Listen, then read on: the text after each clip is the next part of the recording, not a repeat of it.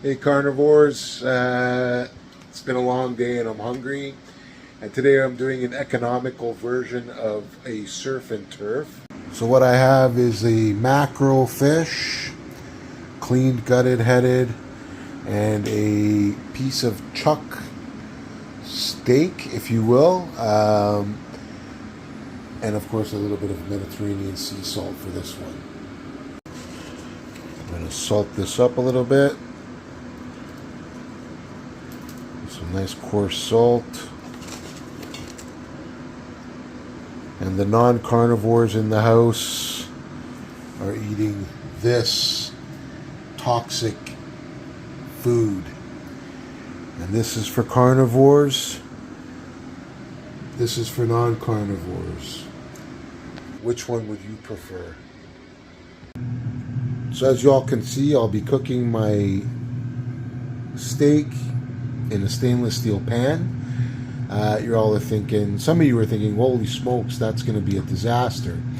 So there's a little trick to this, guys. Basically, the pan has to be hot enough. If the pan's hot enough, then it is the perfect way to cook steak. So I'm going to show you guys what it looks like when your pan is not hot enough. And so we take a little bit of water and we just throw it in there, and see how it boils like that? That's not hot enough. So you see that? You see that right there? That's actually showing me that it's getting to be hot enough. So let's try it again, now that it's heat up a little bit more.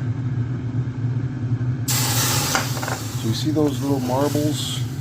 The water looks like marbles. See that, guys? It's not quite. Almost there. We'll give it another second. Try it again.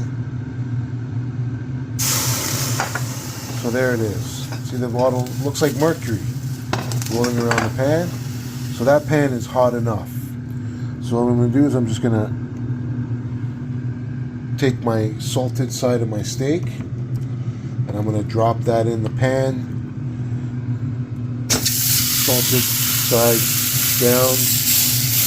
Press everything down. So now, by the way, this is the non-carnivores eating their whatever the hell they're eating. Now this, if I turn this, you see, it's stuck to the pan. That will release itself once it's ready to be released. Now our mackerel is going into the air fryer. It's been preheating. So we're going to put our mackerel right in there. Careful not to touch the edges. And there it is. So that now is our surf and turf ready to go. I'm going to do 12 minutes on one side at 385. Then I'm going to flip it over and do the same thing on the other side.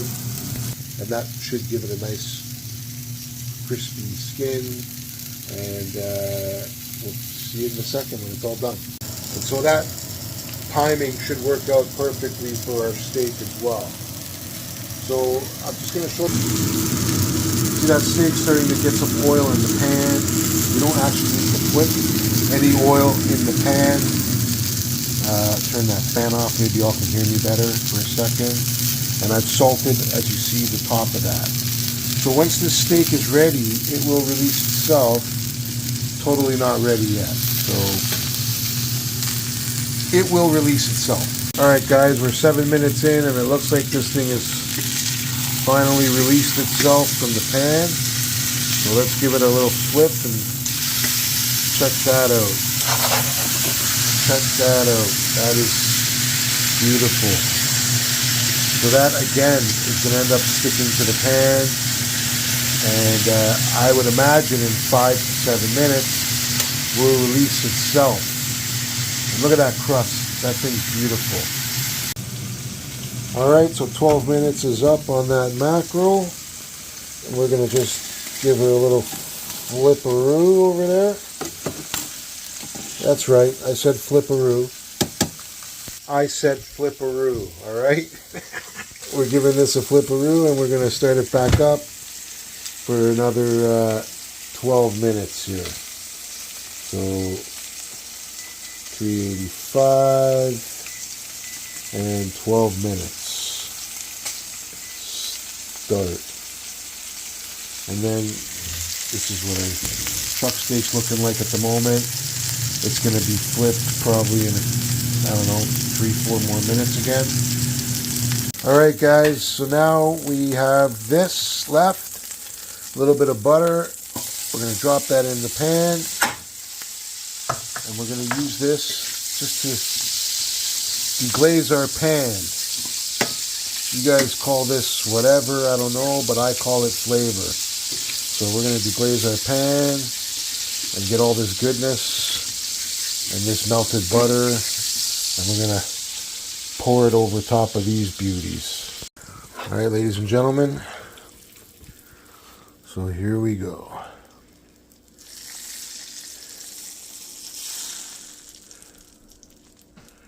And that, my friends, is a surf and turf economy style dinner for one. I'll let you know how it tastes in a minute. And now the reveal of my chuck steak in the stainless steel pan.